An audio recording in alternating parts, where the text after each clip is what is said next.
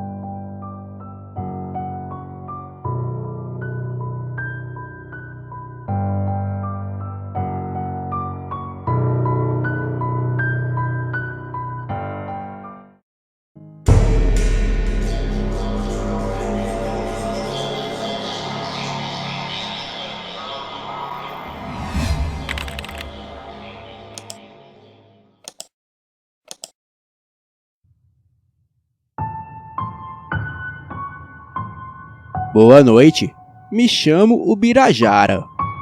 Sou índio do grupo Gavião do Oeste. Moro nas terras indígenas Mãe Maria, localizada no município de Bom Jesus do Tocantins, Pará. Sempre acompanho os relatos do canal e adoro principalmente os de lobisomens. Alguns dos relatos que ouço de fato não acredito por consequência do exagero, mas quem sou eu para julgar não ser real? Pois essa é a minha opinião, e cada um acredita no que quiser acreditar. Na minha vida, já vi muitas coisas surreais nessas matas, que se eu contasse aqui, todos me chamariam de louco. Mas enfim, alguns talvez pensem que pelo fato de eu ser indígena e viver em uma aldeia, a minha vida é limitada a arco e flecha e a uma sabaratana. Sinto lhes dizer que na nossa tribo temos smartphone, TVs, rádios e até internet. Mas sim, também usamos arco e flechas para caçadas. Bem, mas agora acho que já falei muito de mim. Então, bora pro relato. Este fato se passou com meu pai há 40 anos atrás.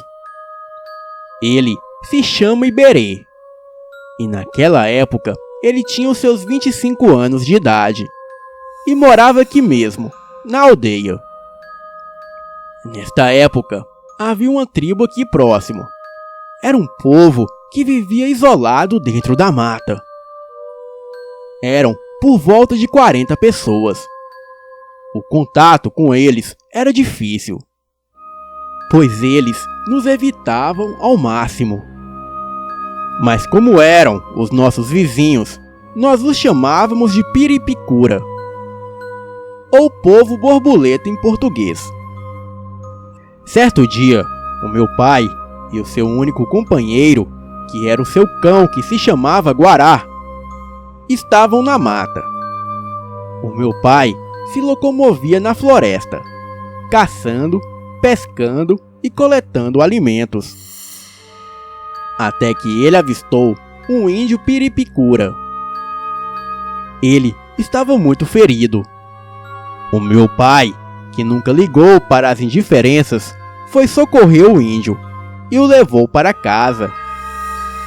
Após o mesmo ter se recuperado, ele contou para o meu pai que ele veio em busca de ajuda da nossa tribo, pois a criatura da noite que habitava a selva invadiu a sua aldeia e em uma certa noite matou um homem. Levou seu corpo sem vida para a floresta e o devorou. No outro dia, 3 caçadores adentraram a mata e invadiram o território da criatura para abaterem a fera. Mas os 3 foram mortos da mesma forma que o outro homem. Depois desse dia, a fera nunca mais deixou de aparecer na tribo deste índio, mas só aparecia durante algumas noites. E por incrível que pareça, a fera só matava homens adultos. Aquela criatura não atacava nem mulheres e nem crianças. O índio contava que ele e mais 2 amigos resolveram sair da floresta para buscar ajuda. Porém, a caminhada era longa, e assim que anoiteceu, eles logo perceberam que havia alguma coisa os seguindo pela escuridão da mata. Os 3 correram, mas a fera pegou um deles, e a única opção dos outros 2 foi continuar correndo. Pouco se faltava para sair da floresta. A fera, que se movimentava muito rápido, conseguiu pegar outro índio. O seu amigo ainda tentou ajudá-lo, mas por pouco não foi abatido também. Só conseguiu escapar porque, muito ferido, ele pulou em um rio e a fera o deixou fugir. Quando o dia amanheceu, ele saiu da água e foi aí que o meu pai o encontrou. Meu pai, muito intrigado com aquela história, perguntou ao índio como era a criatura, e ele disse: aquilo era uma mistura de índio, porco e lobo. Uma criatura tão grande e forte como um caçador. Porém, o seu corpo era todo peludo, como uma pinguari. As suas pernas eram tortas, e aquilo corria feito um lobo, grunhia como um porco e andava feito um índio. Os olhos do bicho pareciam bolas de fogo, e os seus dentes eram como os de onça. O meu pai acreditou na história e logo contou para todos de nossa aldeia.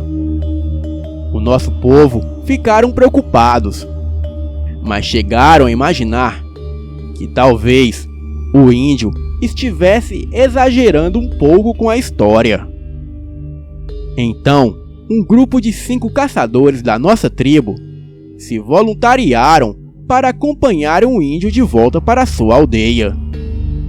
Meu pai também se ofereceu a ir, e por volta do meio-dia, todos adentraram na mata.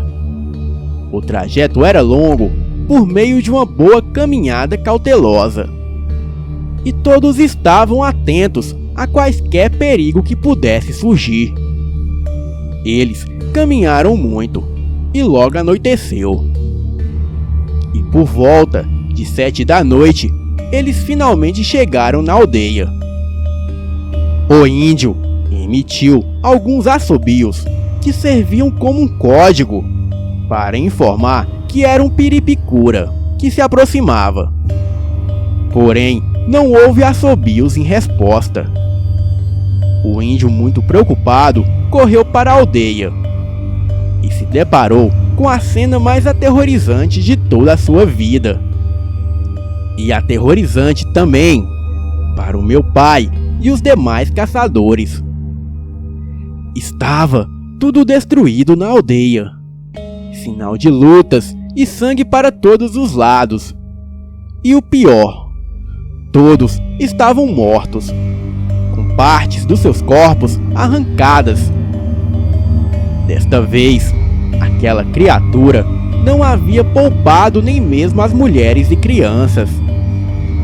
Todos voltaram para nossa tribo naquela noite, e muito assustados, pois temiam de se depararem com a criatura no meio da mata. Mas por sorte, aquilo não apareceu. Talvez pelo fato de ter achado que já havia acabado com todos, e que não haveria mais necessidade de voltar lá. O meu pai deu muita sorte, pois se ele e os caçadores tivessem chegado lá na hora do ataque, provavelmente todos seriam mortos também. A notícia logo se espalhou em nossa aldeia, e o caso ainda é conhecido por muitos, até os dias atuais. Quanto ao índio Piripicura sobrevivente, ninguém mais o viu desde então. Alguns acham que ele está a perambular pela floresta atrás da criatura que fez aquilo com o seu povo. Mas já se passaram muitos anos, então provavelmente o índio já deve estar morto. Durante meses após o ocorrido, todos da nossa tribo ficaram com muito medo da criatura voltar e nos atacar. E de fato, alguns animais eram encontrados mortos com seus corpos dilacerados, próximo à nossa aldeia. Então o pajé da época ordenou que deixassem um porco como oferenda todas as noites de lua cheia, amarrado em um cajueiro próximo à mata. E realmente parece que deu certo, pois a criatura sumiu de vez, e nem o porco foi abatido pela fera. O nosso povo repetiu essa oferenda por mais algumas vezes, mas como a fera não aparecia, este ritual foi interrompido, e até os dias de hoje, ninguém da nossa aldeia nunca viu aquela criatura. Aqui existem muitos relatos de ribeirinhos que se depararam com o mapinguari, a caipora e o boto, mas prometo que envio para o canal em uma outra oportunidade. Boa noite.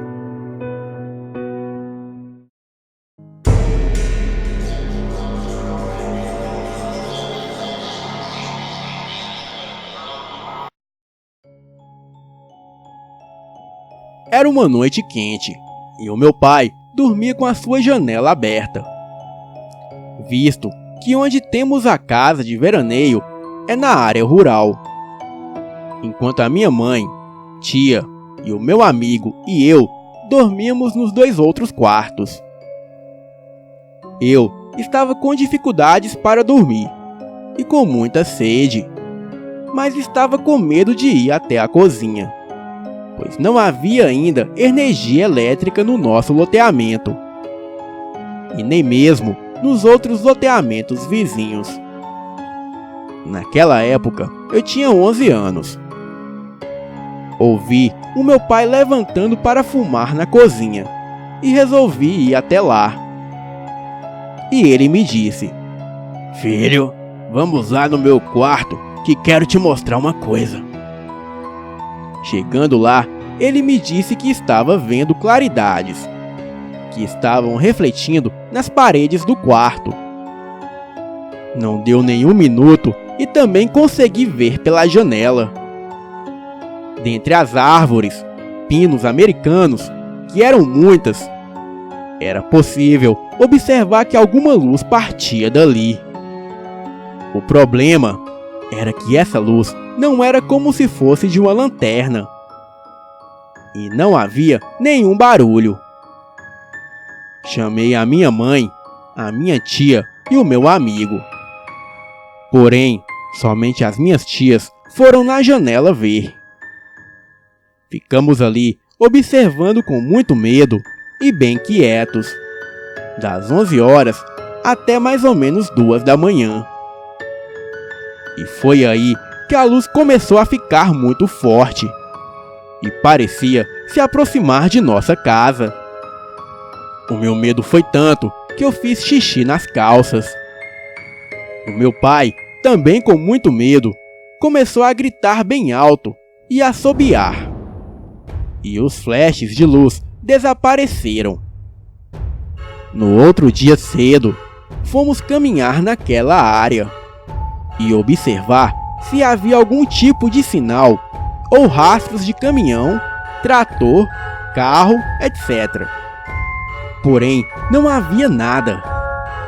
Fomos procurar sinais de coisas palpáveis, pois não queríamos acreditar no que tínhamos visto na noite passada. Era uma luz tão forte que chegava a clarear com intensidade semelhante à luz do sol durante poucos segundos.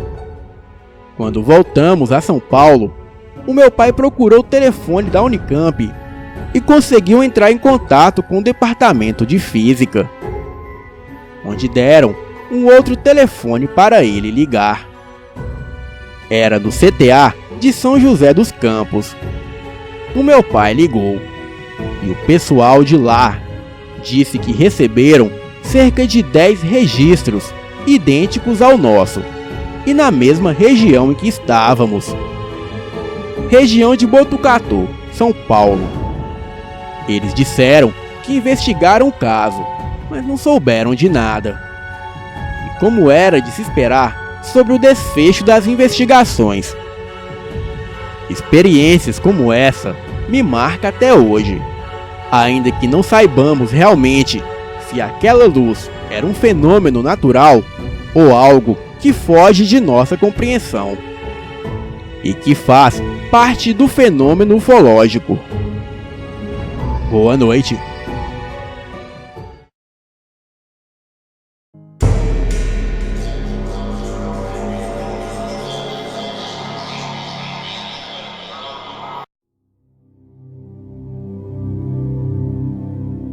Meu irmão, juntamente com alguns amigos, resolveram subir a Serra da Mantiqueira em direção ao município de Piquete e aproveitar o tempo quente passeando naquele belo local, o qual possui alguns lagos e cachoeiras, mas também já foi palco de vários acontecimentos misteriosos e sem explicação. Bem, aí está o motivo da minha raiva. Eles me convidaram e insistiram para que eu fosse com eles. Mas como eu não estava a fim de passear espremida numa caminhonete velha, acabei por não ir. Bem, eles foram ao início da tarde para os lados dos Picos dos Marins, para dar uns mergulhos nas águas geladas que descem da montanha. Ficaram por lá até que começasse a escurecer e esfriar. Então, começaram a juntar as coisas e colocar na Saveiro cabine dupla para irem embora. E foi quando viram que alguns supostos engraçadinhos acendeu um canhão de luz forte bem na cara deles. É lógico que de início levaram um susto, mas acharam que deveria ser brincadeira de algum conhecido deles, pois as cidades da região são pequenas e todo mundo conhece todo mundo. O problema é que eles se esquivaram do foco de luz em vão e não conseguiram descobrir de onde vinha a misteriosa luz. Pelo contrário, a luz parecia que seguia cada um deles sempre com força e não dava para enxergar nada. Eles xingaram os supostos caras, que teoricamente estavam tirando onda com eles, mas acabaram ficando amedrontados, porque sem querer perceberam que eram os últimos a sair de lá. E as outras pessoas que estavam no local também já haviam partido. E o lugar antes que estava lotado de gente, agora estava vazio. E só eles estavam moscando lá, no meio do mato, em uma região considerada assombrada e cheio de fenômenos sobrenaturais, com várias histórias bizarras cercadas de morte, desaparecimentos e afins. Depois que se tocaram, juntaram as coisas depressa e um dos rapazes do grupo, chamado Tiago, já estava em pânico, quase chorando de tanto medo. Assim que acabaram de colocar as coisas na Saveiro, saíram dali rapidamente. Só que a situação, que já estava ruim, foi ficando cada vez pior, pois a tal luz começou a seguir a Saveiro, descendo a serra junto com eles. E por mais que eles aceleravam a Saveiro, a luz acelerava junto. Dobravam as curvas e diminuíam a velocidade. E aquela luz continuava no mesmo ritmo que eles mantinham. Eu já conheço relatos de luzes misteriosas nas estradas, mas foi a primeira vez que ouço a história de uma testemunha ocular. Portanto, nada há de original neste fato. Disto eu reconheço, mas no quesito Serra da Mantiqueira, mais precisamente no Pico dos Martins, tudo ganha ares mais assustadores.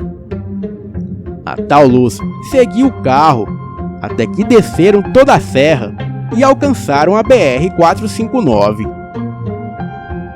Pois até nos atalhos de planície, a luz continuou perseguindo o carro por algum tempo, desaparecendo de repente, tão estranhamente como apareceu. Quando eles chegaram, queriam me matar, pois falou que eu deveria ter visto também. E é claro que eu daria tudo para presenciar este evento, até porque, além de eu não ter medo, a famosa região ficou nacionalmente famosa na década de 80, com o misterioso desaparecimento do escoteiro Marco Aurélio Simon. Boa noite.